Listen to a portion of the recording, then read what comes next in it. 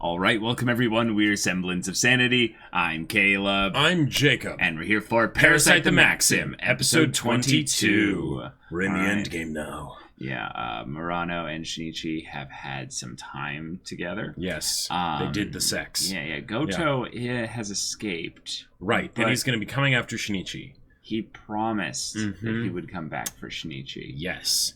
Shinichi now has to live with the terror of knowing that this guy, these guys, technically, are all out to get him. And they can basically just get him whenever they want. And but he had his moment of terror, and then when he was with Murano, he found his courage, I guess, probably, among other things. And now he is hopefully steeled and ready for the fight of his life. So you're saying he was able to hold himself up for as much time was necessary, and now he just needs to basically keep Murano himself awake and everything to prop him up. Yeah, exactly. And then Migi is going to need to make sure that he's awake basically 24/7. Otherwise, but dead Shinichi. The Joestar secret technique does still exist. It does, but Goto is now just bigger, stronger, faster. Right. But so take a plane to Canada. I don't know, that would be cool. I mean, you see basically them being all domestic and trying to figure out how just to try and live a normal life. But if they're not married, then would that mean that this show could it would become sort of a domestic girlfriend situation? No. All right, y'all. Thank you so much for watching the intro with us. So without further ado, let's get into this. That's the test, because almost no one of you watched the intro.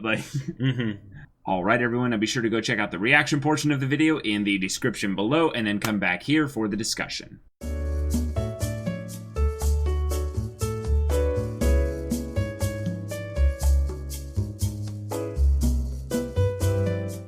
I can't believe he's gone. Yeah. I can't believe our Migi is gone.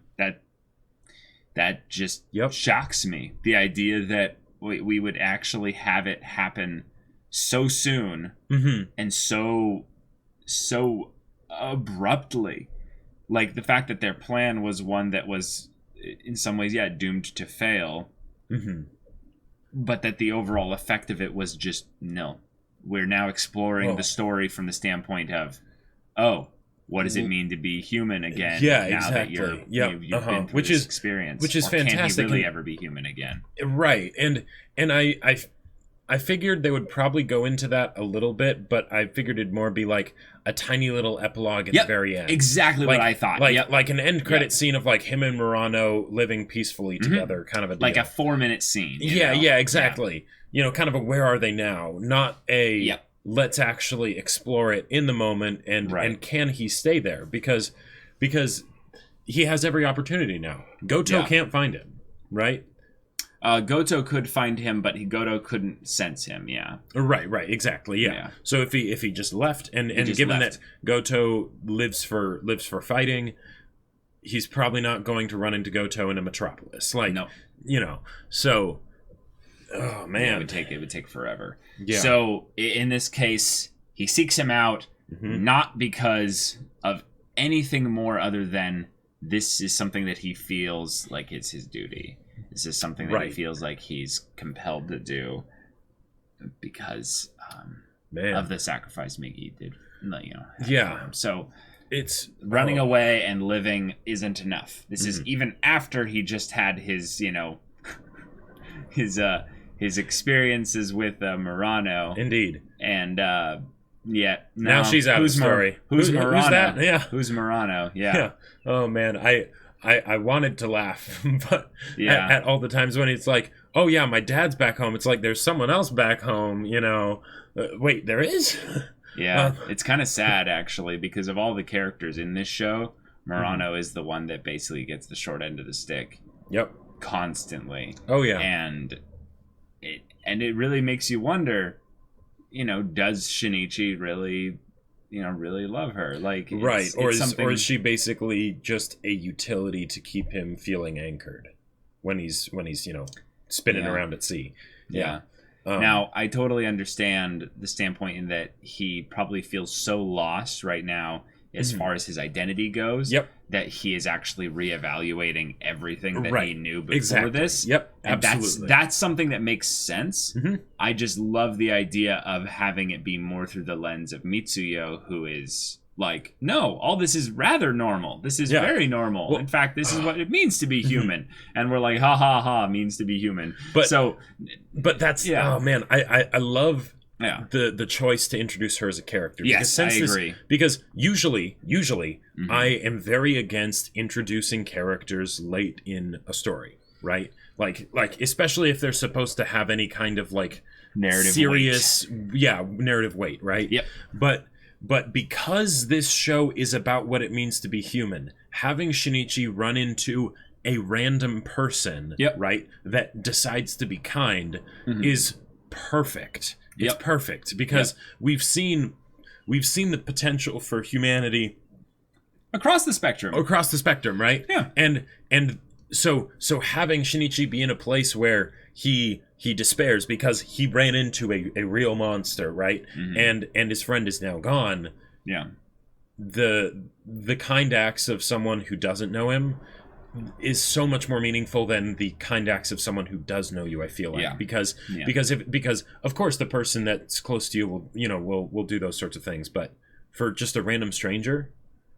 Right. The main thing I think also is that they will, since they don't know him, will say things without kind of filtering them. Right. So when she kind of gives him the you idiot, like are you even seriously thinking about treating your life so casually like that? Yep. What is that? What is that nonsense? Don't even give me that crap. So her responding in such a way, given that she is definitely biased and that she's lonely, she's not had people nearby for a while now. Given that the last picture she has of her husband is so young, right? There's a very real possibility that she's been living alone like this for 10, 20 years. Yep, easily. Yeah, and that hurts because you think about what Shinichi's feeling, and I don't think it's actually a thing of where he's feeling I would say as like lost, survivor's guilt or anything like that. Yeah, survivor's guilt as much as he is just feeling like alone. He's feeling just completely alone. He had a part of himself chopped away, basically. He had a part of who he was, and that voice in his head that he could count on, that person that was there constantly, and someone who in some ways had more loyalty to him than anyone else ever. Not just on the standpoint of being friends or wanting Shinichi to stay alive. But because that's the point. Actually, that's the point. Is that actually the intent of someone trying to keep you alive, survive for you, and throw themselves in the way for you constantly like that, creates these bonds based on the shared, kind of struggle that they've overcome, the struggles that they've shared and overcome over the course of all this time. Yeah. So the amount of times that they've nearly died, but because of them working together, it's created a really strong bond. And a bond so strong that because I feel like in the case of Shinichi and Migi, it's a direct manifestation of what bonds between people can feel like, right? The idea that when you lose a close friend, you feel like a part of you is missing. You feel like you lost your right arm. Right, exactly. Your bonds were so close that you felt their pain as if it was your own, not because you just care about them, as some trite, saying or whatever. Right. But the idea that it was practically like you guys were one organism, right? Yeah. And because of that, Migi, Migi didn't have to think about it. Yeah. Migi did it. Migi stayed back and said, "You run," and it was the kind of thing that is so completely contrary to what we would not necessarily expect, because we might expect that we expected this, right? Right. But we've seen Migi change all the course of the show. But from the standpoint of how Migi has been set up, he's a parasite, right? He cares about Shinichi simply because he wants to survive as well, right? Because if Shinichi survives, then he survives. If Shinichi dies, he dies, right? Yep. But no. this is where it all changes, right? Or the change this is is where made. we're seeing it. We're seeing the change. Yeah, the idea that nope, I will happily go fend off Goto. Just get out of here. It was only logical. Yep. There's no reason for two of them to die. Yeah. And of the two of them, Migi can be sensed. Yep. So Migi was having this all be a do or die, where if any of them were to die, it would be Migi. Yeah. And like that's something great. That's something wonderful. I love that we had this set up from the standpoint of, oh, if there's going to be any hope of us surviving, you know, we need to at the very least split up, just for the purpose of distracting him here. But if we do, you know, have these tactics and stuff, which the tactics were serviceable with what they had, but I was surprised they didn't. I was surprised they started the episode like that. Because we have no build-up as to what they were doing prior to that, and are we just to assume it's once you bang the main female lead, everything else is there's no save points. It's a you are in the final mission. Yeah. What did they just do nothing, or is that him waking up and walking home? You know, right. I don't know. You know who knows? But yeah, well, but on the one hand, it's like, you know, kind of like, okay, that's kind of funny. But on the other hand, I liked the idea that it was something where, oh, Goto's coming right now. You don't have time to prepare. Now, he did have time to prepare in previous moments, but once it's the Goto's coming after us, no time to think. You just have to go, right? And the idea that scared, so exactly right, showing that human element in that the plan was the best that they could come up with given the circumstances once Goto's after us. And given also that Migi listened to Shinichi and went to a remote place, even though that dramatically lowered their chances of survival. Yeah. Dramatically. That was something that I wanted to bring up, is something that kind of shows a little bit in a way that how much Migi has changed. Is that Migi knows they're already facing 1,000,000 to 1 odds, you know, like really stupidly low odds, and still follows Shinichi's will and desire with regards to I don't want other people to die in this setup here.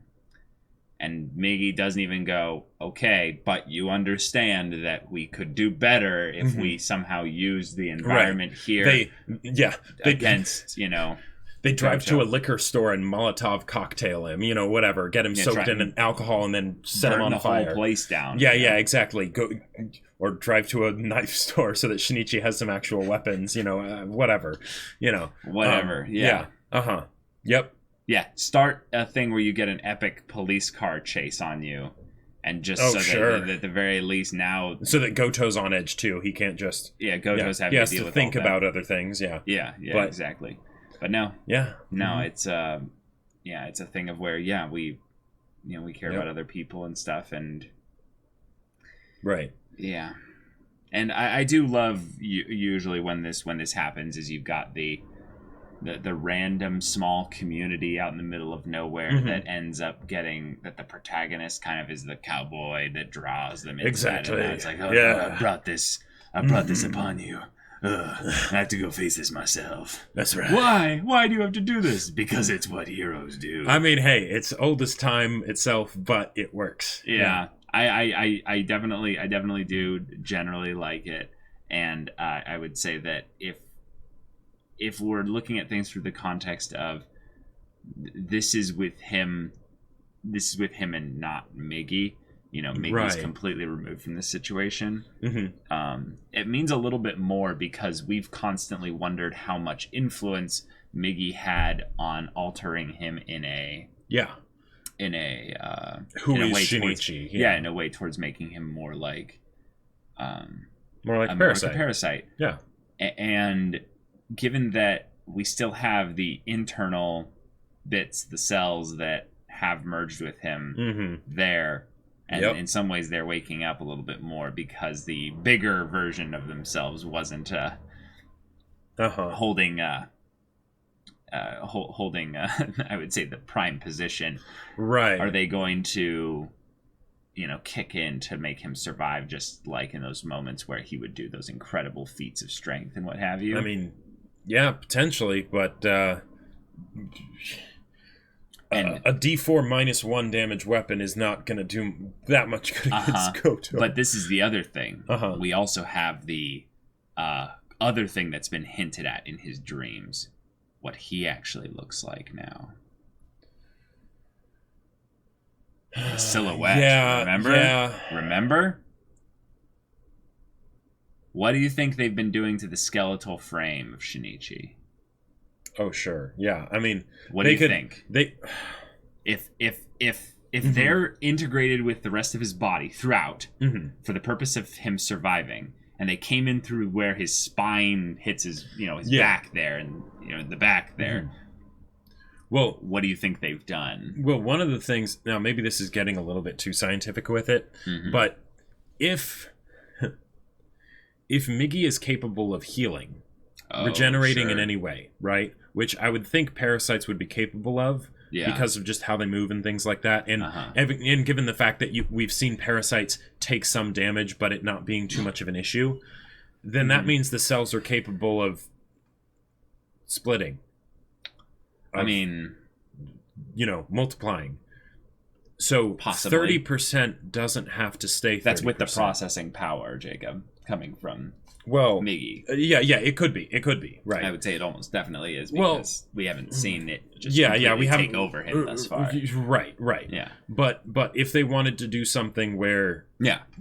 Because... a power-up at the last minute. Yep, exactly. Right. This would be one that they foreshadowed for a while. And maybe it would take something extremely stressful like his own survival being thrown into some extreme risk of something like that. Yeah. Because he hasn't gotten hit in a way that would be, I would say, life-threatening in a long time. No, he hasn't. So maybe it would be a fun test to see, like, that spot where he got hit here. Yeah. If that healed really quickly. Yeah, Or also, if he goes in and he presses there, and if he feels there's any incision upon his skull, or if it's like hard, like it's clean, like, because I would think if it was that deep, it would cut and serrate a little bit against his skull. Well, just the idea that the eye opened on the little stump of his arm, that might seem innocuous, but it might not be at the same time. That's kind of huge, because that means there was a consolidation of enough cells in order to create an eyeball, with enough intelligence in order to create an eyeball, even if it's very little, right? Sure. That means that the cells within him are able to group up and do things, right? Do things beyond just what they do when they get into their original situation where, okay, I'm plugged into his, hamstrings, right? I'm going to make sure that I do an extra good job as a hamstring cell, right? So that, like, and since one of the questions that's been in Parasyte since way early on is, can the parasites reproduce? Yeah. And the whole idea of a new evolution, a new form, if it's not Goto, if it's not like through parasites bonding with parasites, but through what Migi and Shinichi did, right? Then Shinichi could become the first of the new species, basically. Yeah.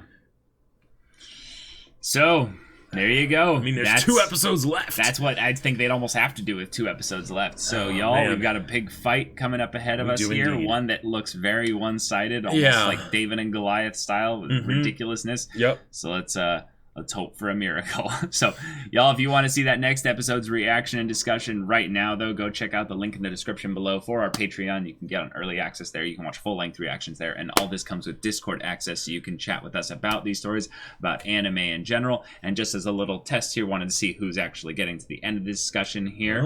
Leave a comment in the video just saying something like, "We'll miss you, Migi." Just like, "We'll miss you, Migi." Just as a thing there. But you can also check out Jacob's book that he wrote. This is true. It's really awesome. Yes, my sci-fi novel Battle Lines that I wrote. It's available on Amazon in both hardback and ebook. The link's in the description. So go check it out. It's pretty awesome. Yeah, so if any of that interests you, we'll see you there. But until then, we're Semblance of Sanity. I'm Caleb. I'm Jacob. And we'll see you all next time.